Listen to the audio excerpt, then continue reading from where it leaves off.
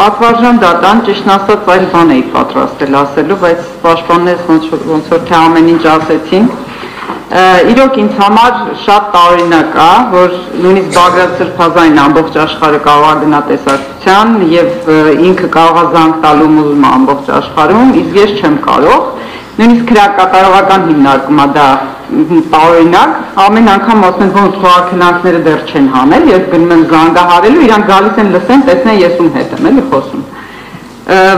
Ոնց որ թե այնպիսի տպավորություն է, որ այս ամբողջ քրեական գործը, բոլորս է գիտենք դե իհարկե որ սա շինծու գործ է, բայց այս քրեական գործի մեջ ամենավտանգավոր անձը ես եմ։ Սարգսյան Ասրինը բաց է կալանքները, Բագրատ Սրբազանինը բաց է, ես շատ վտանգավոր անձ եմ, իմը մինչև հիմա բացած չի։ Ուզում եմ ֆիքսենք այն, այսօր դրա մասին չխոսվեց, որ սա պատժի ձև է, ես գիտեմ ինչի համար են ինձ պատժում, հիմա չեմ ուզում բարձրաձայնել այդ հարցերը, որոշ պաշտոնյաների վերաբերյալ ինֆորմացիաներ են իմ միջոցով հայտնի դարձել և իրանք ներվում են դրանից, իրանք կարային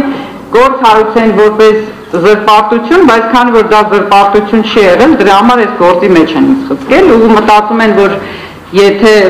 մեղադրական եզրակացության մեջ գրեցին, որ Լիդիան Բագրատ Սրբազանի օգնականն է, ասենց Լիդիան դարձավ Բագրատ Սրբազանի օգնական, չնայած իմ համար մեծ պատիվ է, որ ես լինեմ Բագրատ Սրբազանի օգնականը։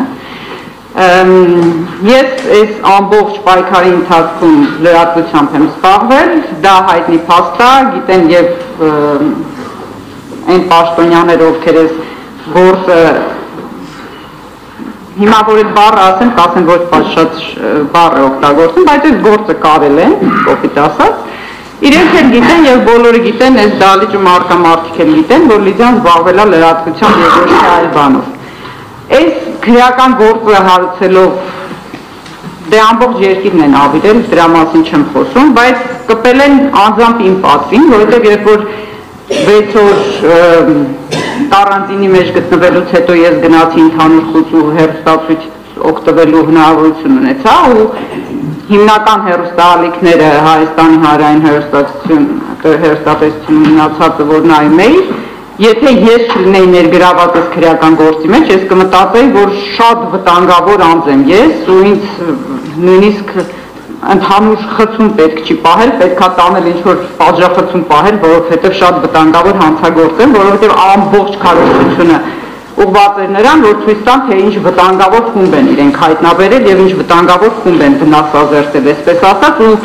ես չեմ կարողացել ահաբեկչություն գործել միայն այն պատճառով, որ իրանք այդքան օպերատիվ գործողություններ են կատարել ու կարողացել են ժամանակին ինձ կանգնեցնել, էլի, թե չէ ես ահաբեկչություն էի գործել այս երկրում։ Ինձ համար ամենացավալին այս ամբողջ պատմության մեջ այն է, որ հիմա չեմ ուզում վիրավորեմ որևէ մեկին, պատվարժան դատան, ոչ ձեզ եմ վիրավորում, ոչ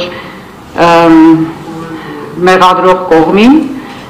ցավով եմ արձանագրում այս փաստը, որ ինչ-որ մարդիկ գալիս են մոտենում, ասում են դատարանը թույլտվություն չի ստացել քեզ ազատ արձակելու, ինձ համար չեմ ցավում, ցավում եմ այն վիճակի համար, որ վիճակում, որ գտնվում է հիմա իմ պետությունը։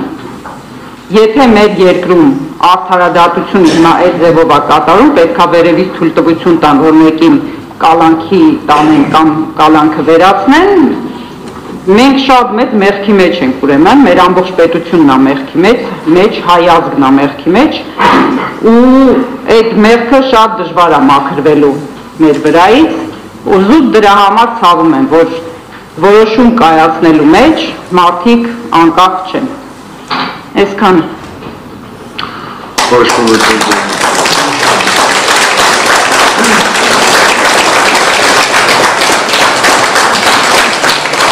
Այո, դատարան նախապասն որ միանում են գոլեգաներին,